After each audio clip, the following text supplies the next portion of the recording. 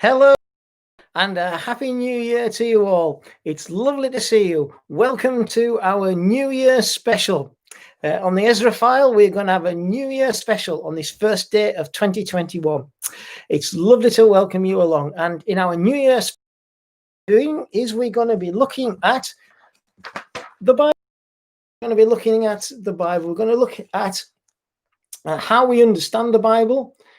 And the story that the Bible tells. So that's what we're going to explore over the next few minutes together. But before we go any further, I'd just like to explain to you a little bit about something else. You will notice that just about all the Ezra files that I do, I have the same background. I have the background of my book collection. Now, I don't know whether you've noticed over this past year, our year of COVID lockdown, whenever you see somebody interviewed on television, chances are these days you'll see them interviewed, not in the studio, not in person. You will see them interviewed in their own home. And when they're interviewed in their own home, chances are you will see them interviewed against the background of their book collection. They do that because I think maybe they think it adds a bit of weight, a bit of oomph, a bit of authority to what they're saying. And it doesn't matter who they are. They can be pop stars, they can be politicians, sports people, whoever, I don't know, whoever. The most popular background, apparently, for being interviewed is the person's book collection. Or is it? Well, it would appear not. I remember listening to something just the other day saying that a lot of people are now starting to hire advisors or consultants to give them advice on the books that they should have displayed as part of their book collection. Not everything is as it seems. Have they read the books? Well, probably not, because they've been placed there. But I just want to say to you, whenever you see the Ezra File, and whenever you see these things behind me, these are my books. Bought and paid for. They are my books, and I do read them. I have read them. If you look this way, a lot of my books are wrong way. If you look that way, I should say, a lot of my books are commentaries on the Bible. Commentaries are basically tools of the trade. They're tools of the preaching trade for me. It's what I need to preach. And so those are the ones, the commentaries, the Bible dictionaries I dip in and out as and when circumstances demand. The ones on this side are specific books, or rather books about specific subjects, usually theological subjects. And pretty much a lot of those I have read. I do have a smallish collection of novels right at the top there. They're a collection of Alistair MacLean novels, or science fiction novels, classic science fiction novels. But these are my books. This background does not lie. But anyway, the most important book in my collection, the one that we're going to spend a little bit of time looking at this morning, is the Bible. The Bible, and this is the version of it that I read in my own time. When I'm reading the Bible personally, the Bible has been, for me, it's my companion. It's the book that I've read the most over these last nigh on 40 years since I've been a Christian.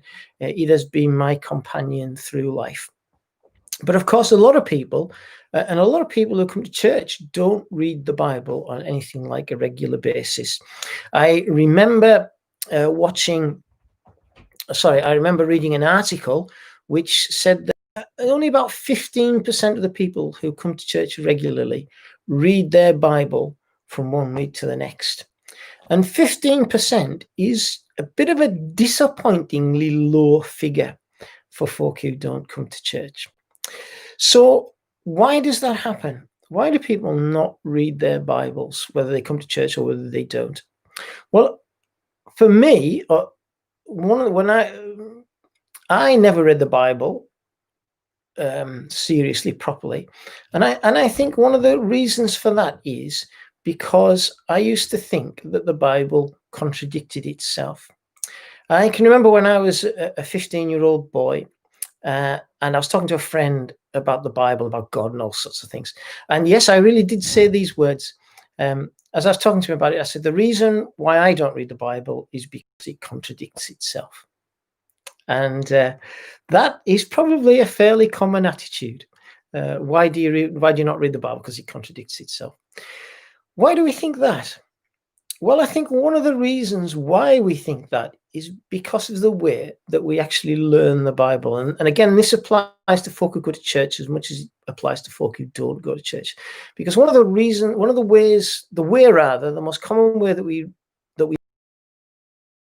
that's in Sunday school, or whether it's the way it's presented, is we learn bits of the Bible bit by bit. We learn the Bible piecemeal. We perhaps learn a story from the Old Testament. We learn Daniel in the lion's den. We perhaps learn the story of Adam and Eve, or maybe the story of Noah's Ark. We might learn out of the New Testament. We might learn the story of one of Jesus's miracles. We might look at one of St. Paul's journeys. We might learn something weird and wonderful from the book of Revelation. But it's all just bits. And if you learn something piecemeal, bit by bit, then it becomes very difficult to see how it all hangs together, how the various parts of it form a whole. And if you can't do that, if you can't see how the various bits all link together, then you are well on the way to saying things like I did. It contradicts itself. Now, over the years, I have come to see that things are different. I have come to see that the Bible does not contradict itself, that actually the Bible hangs together as a coherent whole. So how did I come to that? Well, I came to it over a number of years, but for me, one of the most decisive observations that I made was this. If we go to the beginning of the Bible, if we go to the very start, the book of Genesis, if you just give me a moment while I sort my fingers out, the Bible, as we know, begins like this.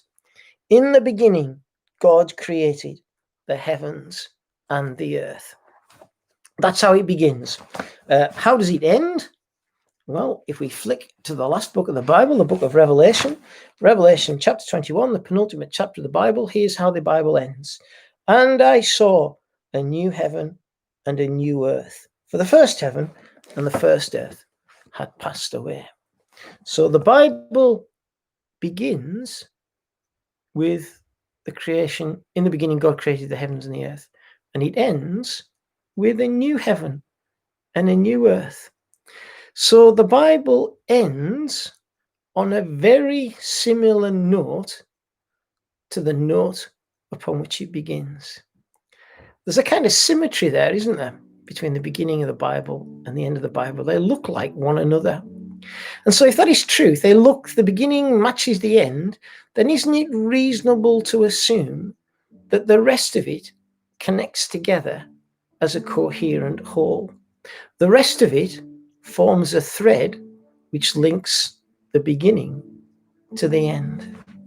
So there is, you might expect, a consistency, a coherence to the Bible.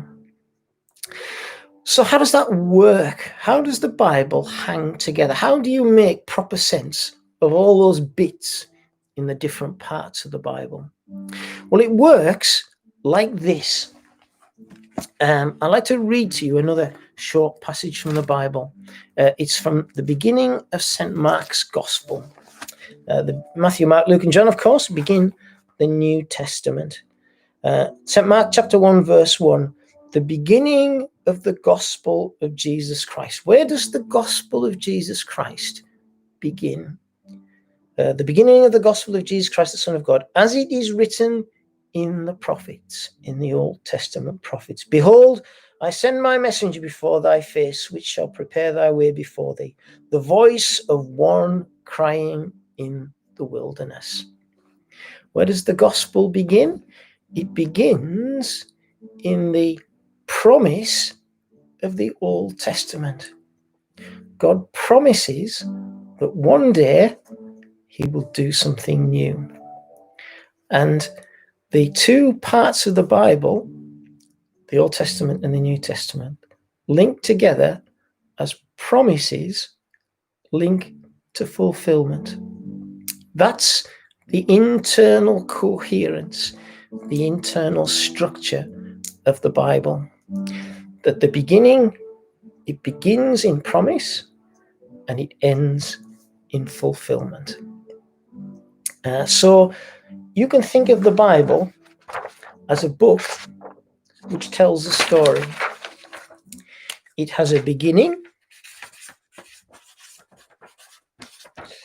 in the creation of the heavens and the earth. It has an end in the new heaven and the new earth. And in the middle,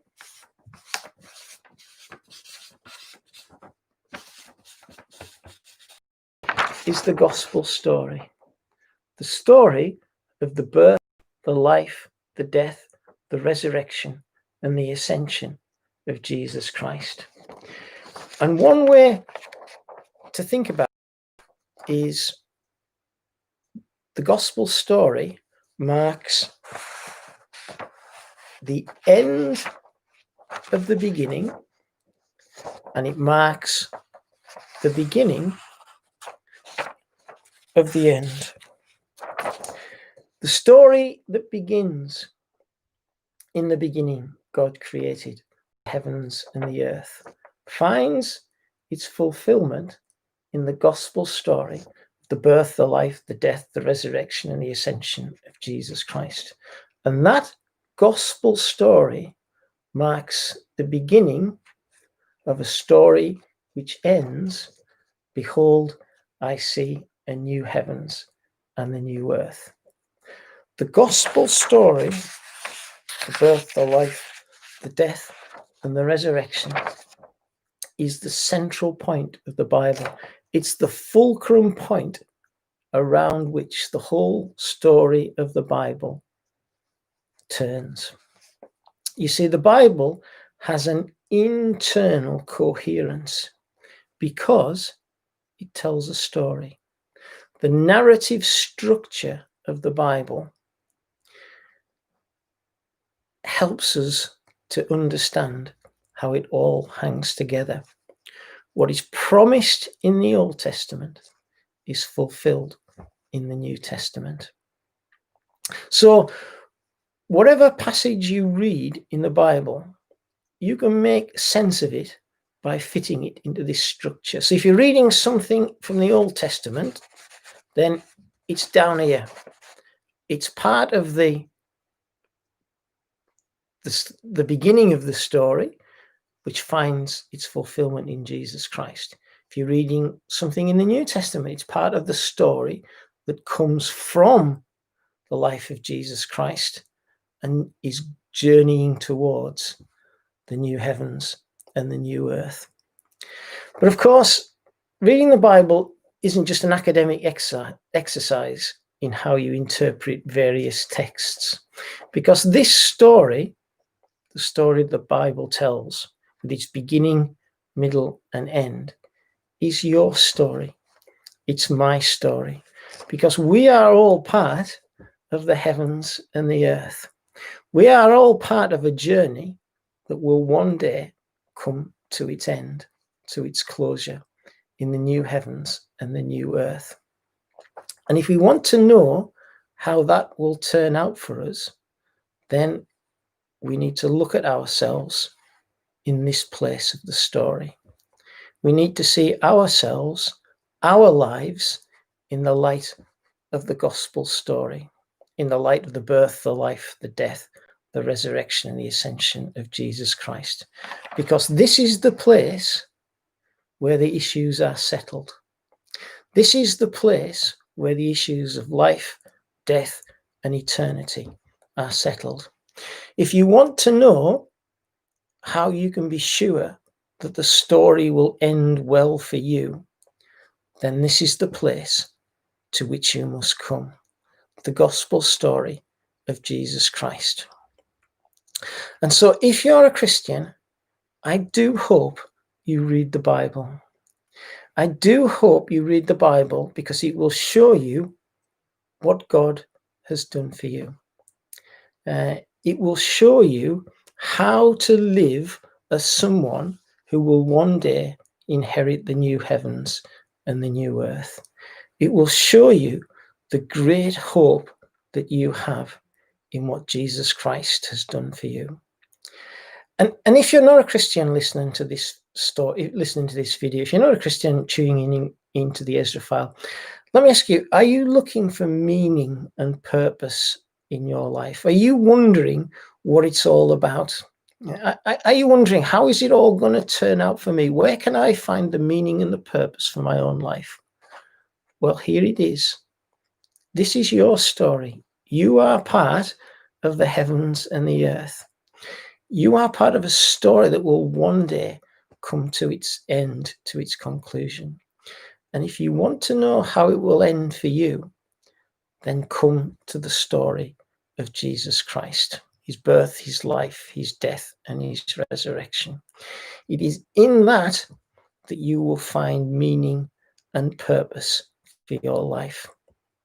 St. Paul, in his letter to Timothy, second letter to Timothy, says this: Timothy, you have known the Holy Scriptures, which will make you wise for salvation through faith in Jesus Christ. So if you are looking for wisdom, if you are looking to find the wisdom that will lead you to salvation, here it is in the pages of the Bible. So whoever you are, I do hope that as we go through 2021, you will read your Bible. And if you want some help, well, why not come along to Wombwell Parish? St. Mary's in the morning, 10 o'clock on Sundays. St. George's in the afternoon, 5 o'clock on Sundays. And there, week by week, we meet together to study the Scriptures. We meet together to study the Scriptures so that we may learn to be wise. We may learn the wisdom of our salvation. And even if you can't come, maybe because you live far too far away, why not tune into us every Sunday? At 10 o'clock, our service will be live streamed from St. Mary's. 5 o'clock from St. George's. You can look us up on Facebook, the Parish of Wombwell, or YouTube, the Parish of Wombwell. Please do come along and join us, whether in person or whether on the internet. And together, week by week, as we go through 2021, we will study the Scriptures together. So there you go. There's our New Year special. Look at the story of the Bible. And as we go through 2021, may God's blessing be with you. Be seeing you.